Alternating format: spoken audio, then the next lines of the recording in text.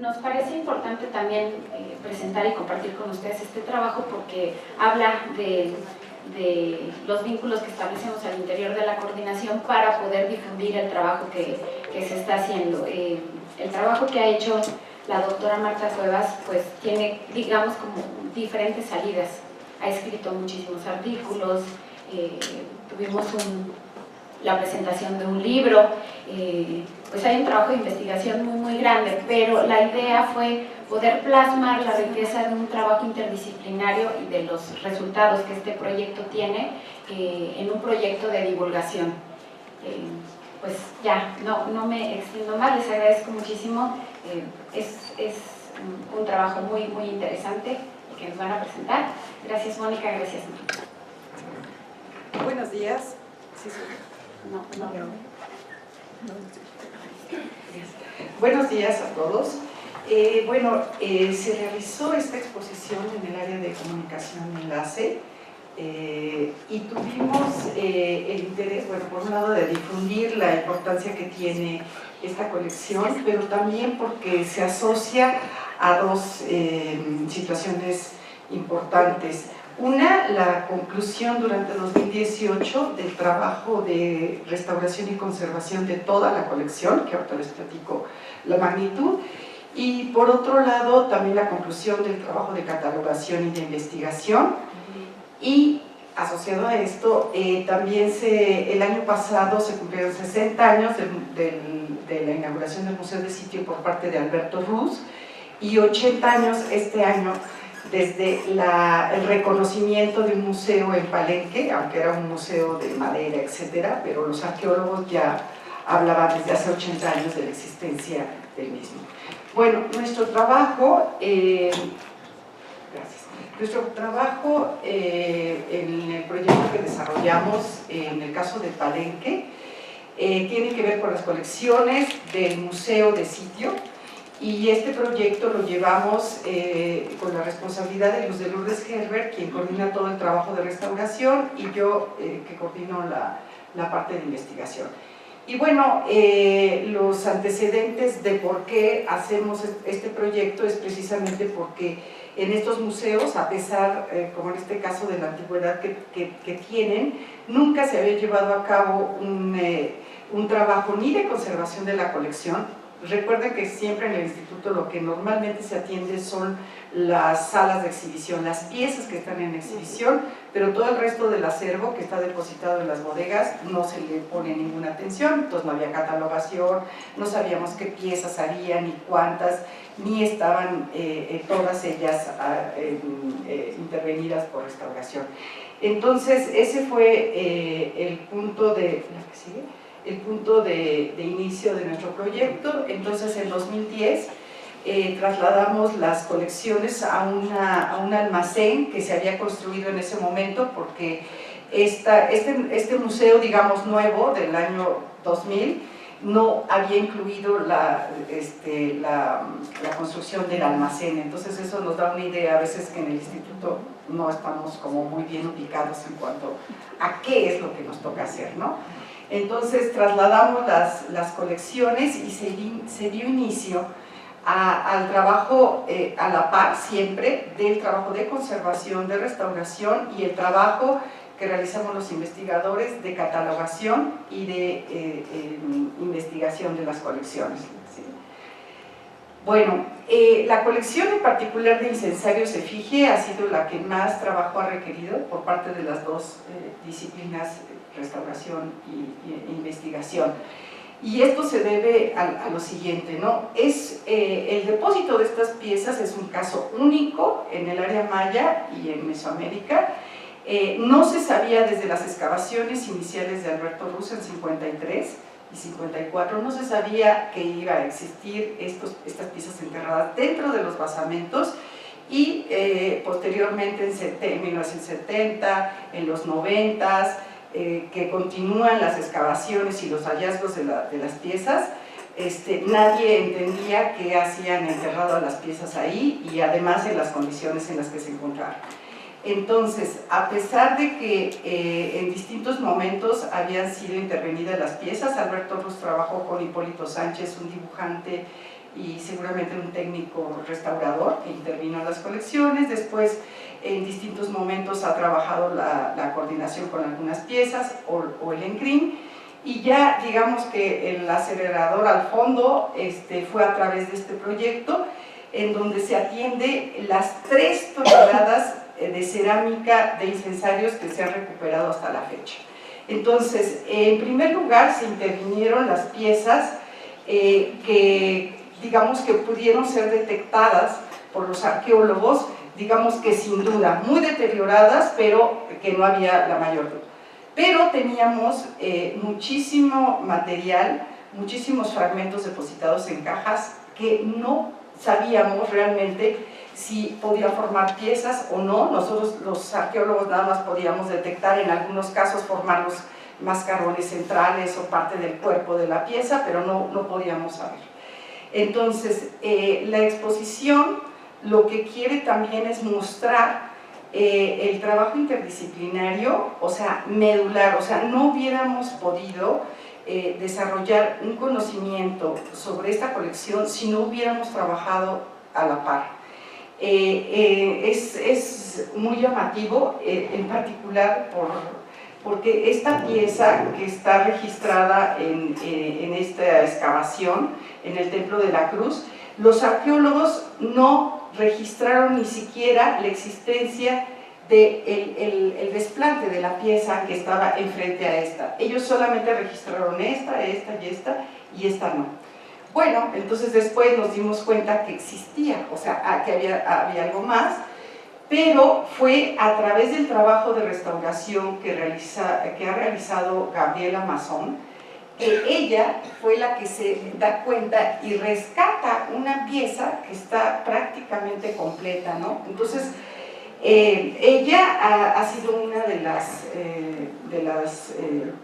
de los puntales en el proyecto, en el trabajo de restauración. Es la restauradora que más ha trabajado, 55 piezas, y durante los últimos años ella se dedicó a trabajar, le digo, una vez que se trabajaban las piezas que estaban formalmente registradas en excavación, ella se dedicó a revisar absolutamente todos los fragmentos, a ver cómo había partes que podían unir de piezas ya restauradas o incompletas, y después trabajó con toda una serie de piezas muy antiguas del Clásico Temprano, sumamente deterioradas, porque son piezas que tenían, bueno, que son aproximadamente del 350, 400 después de Cristo. O sea, es una colección extraordinaria porque tiene, depositaron y usaron durante 500 años el mismo tipo de objetos, nada más fue cambiando la técnica de manufactura, el tamaño, etcétera, ¿no? Entonces, la experiencia, la capacidad que Gabriela y su equipo desarrollaron a lo largo de muchos años le permitió rescatar una gran cantidad de información y de la conservación de las piezas. Bueno, todo este trabajo, ¿por qué es importante? Porque ahora, gracias a todos los estudios y a todo este trabajo de restauración que hay, podemos tener ya un catálogo, ¿sí?, que hace visible, ¿verdad?, los materiales que fueron excavados en estos templos. En total, se contabilizan 135 piezas, no todas completas, hay piezas también incompletas, etcétera, pero ya podemos dar una cuenta específica de los materiales. En segundo lugar, lo que la investigación ha mostrado es de que estos edificios fueron los cementerios de los dioses incensarios.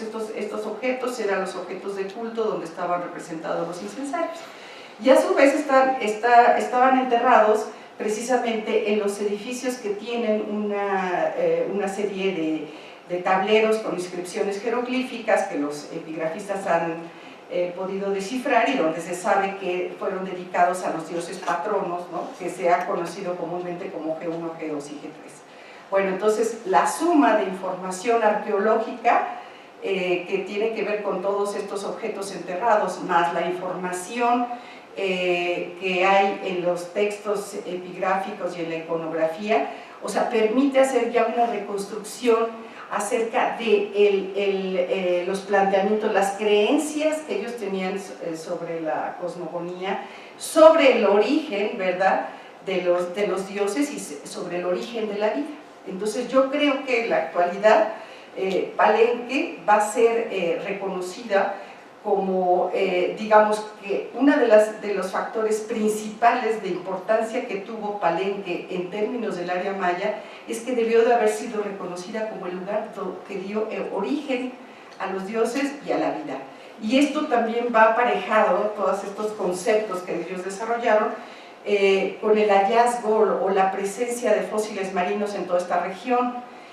Y estos fósiles marinos fueron también incorporados en las ofrendas que ellos utilizaron, y las más importantes están también en estos edificios, ¿no? Entonces, esto, digamos, como que puede redondear estas ideas, ¿no?, que ellos plasmaron en estos entierros de estos objetos, ¿no?, de cómo estaban conmemorando la creación, ¿verdad?, el nacimiento de los dioses, la creación de la era actual, ¿no?, con los seres humanos y los animales y todo, a través de la renovación que hacían periódicamente de estos objetos, ¿no? Entonces, de ahí la trascendencia, ¿verdad?, de haber, digamos, dedicado tantos esfuerzos durante tantos años a la conservación y la investigación de esta colección. Bueno, en el trabajo de investigación ha participado de manera muy importante el epigrafista Ángel Sánchez, aunque aquí no tenemos jeroglíficos, pero bueno, Ángel ha digamos, aportado una gran información acerca de la identidad de las deidades, ¿no?, que tiene que ver, y bueno, los conoce, igual que Gaby, cada tepalcate puede saber de dónde proviene, ¿no? La siguiente.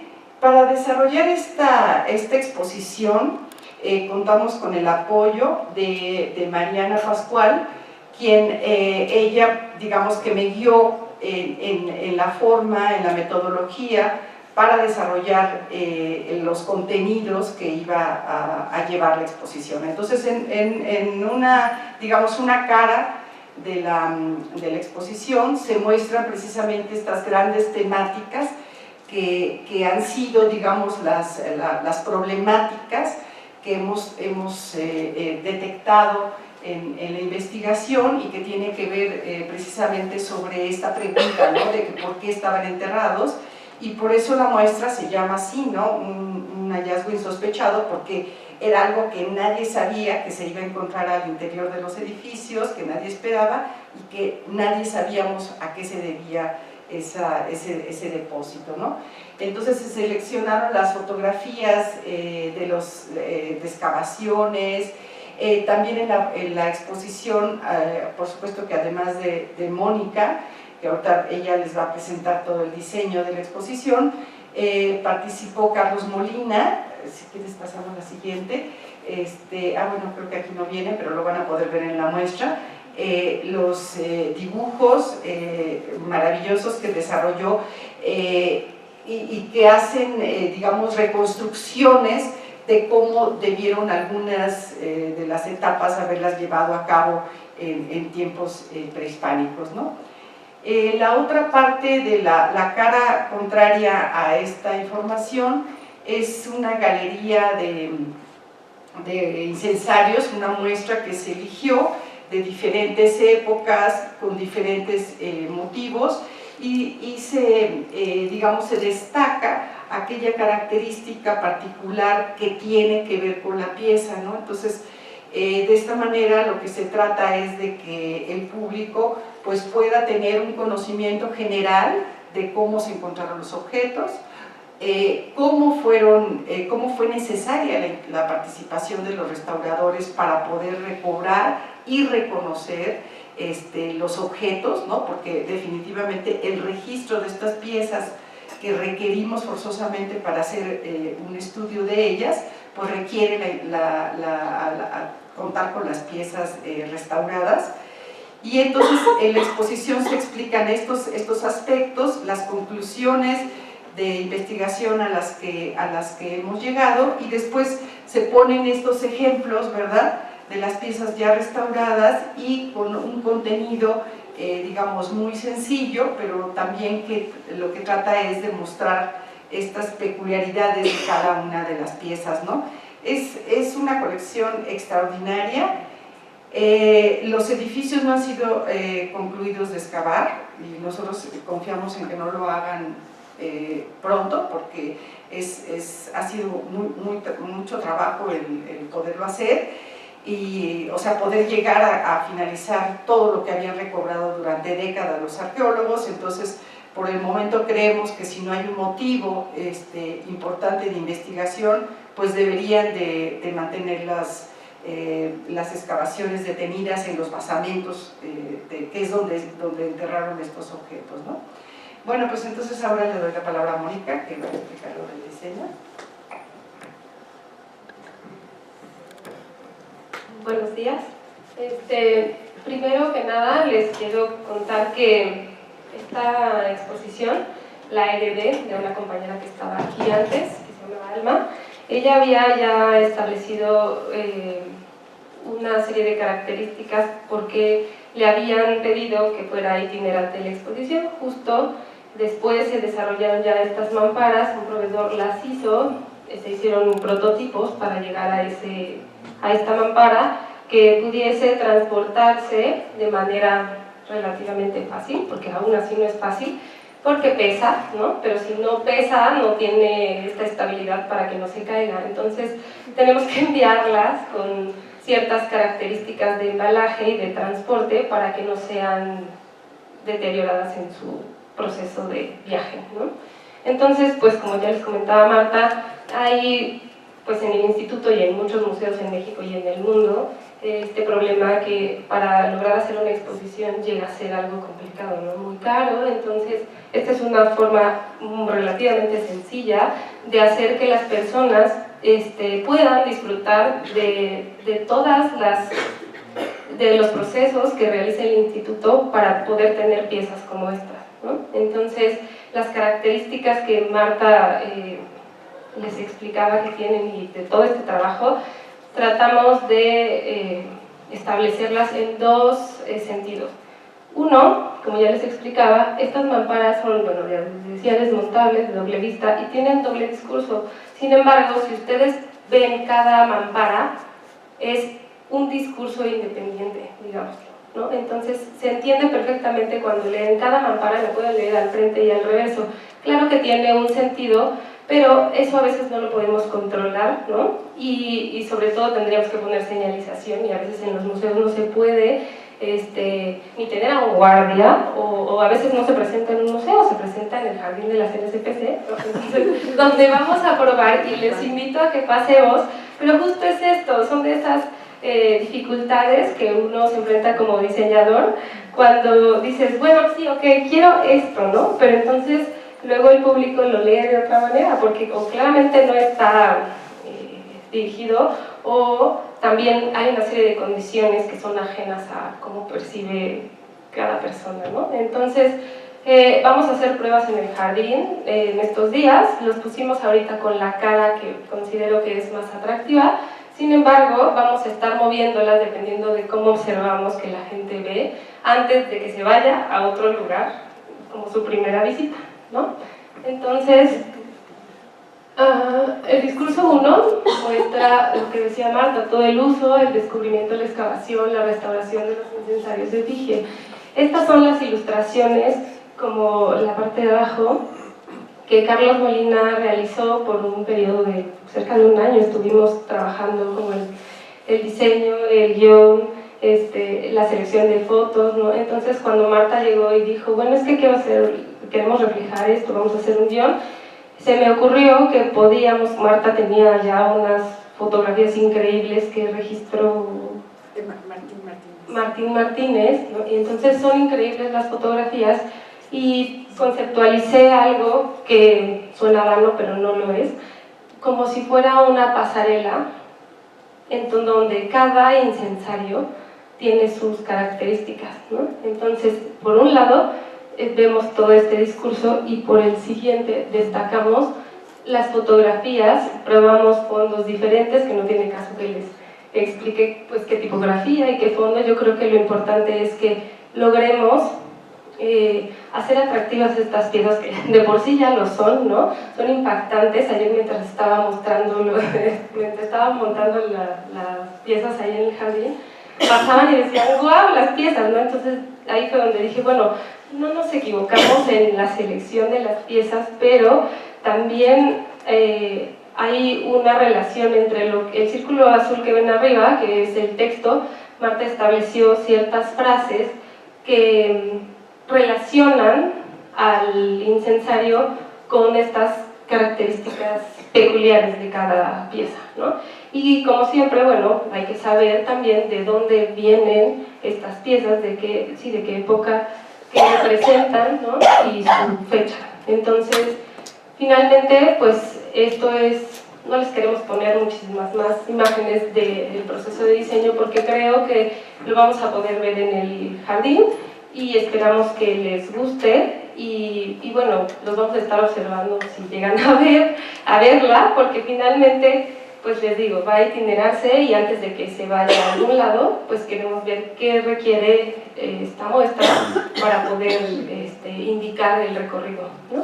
Entonces yo le agradezco a Marta porque fue padre trabajar con ella. A mí siempre me ha gustado trabajar el gran formato y creo que finalmente si uno no puede trabajar en los museos estas cosas, pues hay que buscar siempre la manera de solucionarlo, ¿no? Creo que el diseño soluciona también estas cosas que pueden ser de presupuesto, de gestión de recursos y de espacios también. Entonces, no necesariamente tiene que estar en un museo y eso me parece algo acertado para que las personas puedan disfrutar de esta muestra.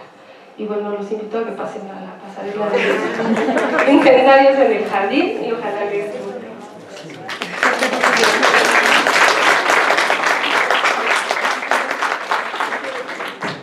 Muchas gracias a Marta y a Mónica. Antes de que se paren, yo quisiera saber si no tienen alguna pregunta para Marta y para Mónica. Espérenos tratemos de ser breves, pero para... Perdón, ¿conocen una ficha técnica o una historia clínica de Luis Torres sobre, es que aquí estuvieron algunos de esos efigie, incensarios, posiblemente de los 70s, seguramente está o estuvo en el archivo del laboratorio? Y que si salen caras las mamparas. Sí, desde luego que sí conocemos ese trabajo de Luis Torres y él precisamente intervino uno de los incensarios más interesantes que está actualmente en el Museo de Tuxtla, porque tiene una variedad de pigmentos, es del clásico temprano, está muy bien conservado, muy completo, lo excavó Jorge Acosta y tiene ocres, azules, negros, blancos, rojos, en fin. Entonces es una pieza muy interesante y el trabajo de él muy bueno sobre esas piezas. Gracias. ¿Y sobre el qué? Las mamparas, si aquí las hacen o es por afuera, ¿verdad? Bueno, evidentemente, mira, hay toda una cuestión con las mamparas, porque por un lado usamos dos proveedores de principio. El primero lo que hizo fue hacer la construcción de las bases con el desarmable que es el marco y los conectores, que bueno, ahí hay que ser milimétricos para entender que tiene que entrar un acrílico de 6 milímetros o de 9 en cuestiones técnicas de montaje de los materiales, ¿no? Pero por un lado fue este proveedor que trabajó el metal como tal y otro que trabajó los acrílicos, que es la impresión directa. La ventaja de estas mamparas es que les puede llover al acrílico, pueden durar bastante tiempo. Obviamente necesitan un mantenimiento, por lo menos, depende de cuántas veces se itineran. El metal pues, se despostilla y se oxida, que ya les pasó un poco porque estuvieron sin lugar de almacenamiento correcto, pero la pintura no es nada cara, entonces se hornea la pintura para que no se deteriore tan rápido y protege un poco también los golpes, pero la verdad es que se les trató muy mal porque no sabían las condiciones en las que iban a estar, pero antes de que se vayan yo esperaría que pudiésemos darles un mantenimiento a las bases, ¿no? Y pues claro, esto va con instrucciones de transporte y de embalaje, no pueden irse así, entonces hay cosas que vamos aprendiendo también, que es de esa, esta es una de ellas, ¿no? Muchas gracias. Pues yo antes de cerrar les pido nada más 3 cositas que quisiera decir. Una es del proyecto que nos están presentando. Sí quisiera subrayar que además del trabajo que nos presenta, creo que el proyecto es muy interesante, o sea, tiene muchísimas aristas allí sobre las cuales podríamos ahondar. El trabajo que presentaron del diseño es muy importante, pero hay un trabajo que ese es el que también quisiera invitarlos a que trabajemos. De alguna manera se fue trabajando el guión, pero hay un trabajo también del área de comunicación y enlace digamos, traducir, ¿no? Porque nosotros tenemos una forma de comunicarnos los restauradores y normalmente hablamos de una forma con ciertos términos y de una forma muy académica, ¿no? Los profesionales. Y necesitamos comunicar al público de una forma significativa. Allí yo retomaría lo que propone de trabajo Manuel Gándara, que creo que es alguien que nos ha revolucionado sobre ese tema, y en ese sentido creo que trabajamos mucho para lograr tener muy claro cuál era el objetivo y traducir la idea que teníamos, un lenguaje muy sencillo, claro, y bueno, también eso es parte de lo que queremos ahorita, que en la muestra vean si estamos logrando comunicar la parte esencial de este proyecto, ¿no? Las felicito a Marta y a Mónica por la presentación, el proyecto es muy interesante.